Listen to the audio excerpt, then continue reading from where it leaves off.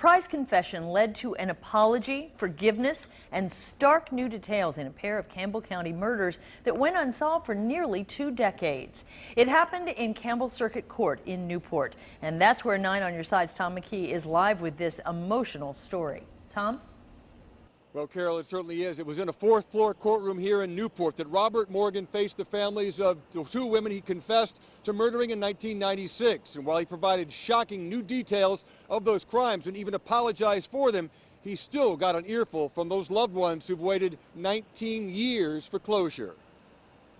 Clinton Harrison was in a daze Monday knowing the man who killed his mother, Vera, is headed to prison. But all I know is now I got closure. My mom can rest in peace because he's in prison now. He's on his way to prison. Chiquita Bonner says her family is at peace knowing the killer of her mother, Jackie, won't be on the streets. He did not have to tell us that he did it. And knowing that if he hadn't, we'd still be the family watching these cold case shows, wanting to know, like, hey, what if they, looked into my mother's case. They're referring to Robert Morgan, who confessed last July to both Campbell County murders, calling Crime Stoppers from jail after years of guilt. He did apologize to the family. He did say that this has been weighing on him, and he wanted to be able to answer some questions for them. One answer was about Bonner's body being dumped in a well, and her daughter says Morgan admitted drugs played a role. It was an argument, words were exchanged, and there was a fight,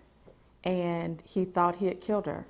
So then that's when he put her into the well, which in fact she was not dead. She was still alive when he put her in there. When Bonner spoke in court, she thanked Morgan and forgave him. It probably rubs people the wrong way, and some people probably won't understand. How can you thank a killer? But we have peace, and when you have that, nothing else matters. But Harrison, sitting on the porch just steps away from where his mother died, wasn't as generous. I'll never forgive him. I'll never be able to forgive him. I don't think, but I can try. I know I'll never forget. Now, Chiquita Bonner is an amazing story in and of her own right. She was 18 when her mother was murdered in the Army, finishing advanced training. Now, with this closure behind her, she's on her way with her Army unit in April to Africa to help with the Ebola treatments for those people who are affected over there. Quite a story. Tom McKee, 9 on Your Side, live in Newport.